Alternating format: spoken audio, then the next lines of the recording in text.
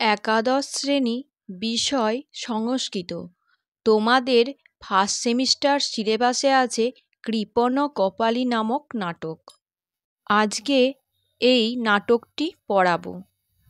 এই নাটকটি পড়ার আগে নাটকটির বিষয়বস্তু এবং রচয়িতার সম্পর্কে কিছু তথ্য জানব।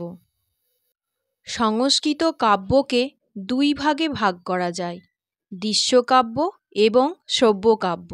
দৃশ্যকাব্য হচ্ছে যা দেখা যায়। দৃশ্যকাব্যের দুটি ভাগ, রূপক এবং উপরূপক। রূপকের 10টি ভাগ এবং উপরূপকের 18টি ভাগ। দৃশ্যকাব্য বা নাটকের অপর নাম হল রূপক। প্রহসন হল হাস্য রসপ্রধান একটি রূপক। কৃপণ কপালী নাটকটির রচয়িতা হলেন শ্রীজীব ন্যায়তীর্থ।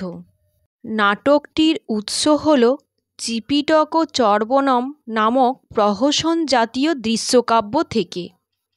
শ্রীজীব ন্যায়তীর্থ জন্মগ্রহণ করেন 1893 সালের 26শে জানুয়ারি পশ্চিমবঙ্গের উত্তর 24 পরগনা জেলার নৈহাটির ভাটপাড়ায়। রচয়িতার পিতা হলেন পণ্ডিত পঞ্চানন তর্করত্ন।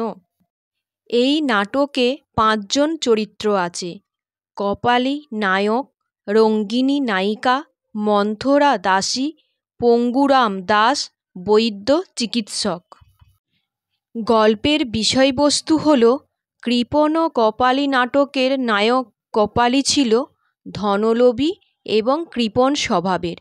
এই কৃপণ স্বভাবের জন্যই সে তার স্ত্রী এমনকি দাসদাসীদের ওপরে অত্যাচার করে। একটি কুকুরের মুখ থেকে জুতো আনার জন্য কুকুরের কামড় খেয়ে বাড়ি ফেরে। তাতে তার স্ত্রী ডাক্তার ডাকার কথা বললে সে ডাক্তারের টাকা নিয়ে চিন্তিত হয়।